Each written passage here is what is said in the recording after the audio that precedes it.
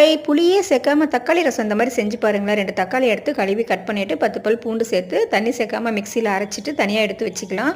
கொத்தமல்லி தழை, புதினா தழை, பச்சை மிளகா சதைச்சி வச்சுட்டு ஒரு பட்டை, 2 கிராம்பு, ஒரு ஏலக்காய், பிரிஞ்சி இலை எடுத்துக்கலாம். இப்போ கடாயை வச்சு 1 ஸ்பூன் நெய் விட்டு பட்டை, கிராம்பு, ஏலக்காய், பிரிஞ்சி இலை, இதோட சதைச்சி வச்ச பச்சை மிளகா, இந்த தக்காளி பூண்டு அரைச்சி வச்சது எல்லாம் சேர்த்து ஒரு 2 நிமிஷம் நல்லா அப்படியே சுண்டி வர மாதிரி கிளறலாம்.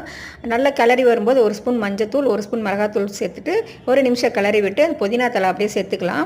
சேர்த்துட்டு அதையும் நல்லா அப்படியே கிளறி விட்டு நல்லா அப்படியே ஃப்ரை பண்ணிடுங்க. இது கூட உப்பு 1 ஸ்பூன் சேர்த்துக்கலாம். உங்களுக்கு தேவையான அளவு உப்பு சேர்த்துங்க. நான் 1 ஸ்பூன் சேர்த்திருக்கேன். இப்போ தண்ணி விட்டுட்டு நல்லா அந்த மிக்சியில் எல்லாம் ஒட்டி இருக்கும் இல்லையா, கழுவி அதையும் சேர்த்து அந்த ரசத்தில் ஊற்றிட்டு ஜீரகம், மிளகு, வரமிளகா பிடிச்சது அப்படியே 1 ஸ்பூன் சேர்த்துட்டு கொத்தமல்லி தழை போட்டு அப்படியே கார்னிஷ் பண்ணி நல்லா கொதிக்கணும். கொதிச்சதுக்கப்புறம் இறக்குங்க. சூப்பராக இருக்கும். செஞ்சு பார்த்துட்டு சொல்லுங்கள். தேங்க்ஸ் ஃபார் வாட்சிங். Shine of Usha. பாய். இது பிடிச்சிருந்தா லைக் பண்ணுங்கள், ஷேர் பண்ணுங்கள், சப்ஸ்கிரைப் பண்ணுங்கள். தேங்க்யூ.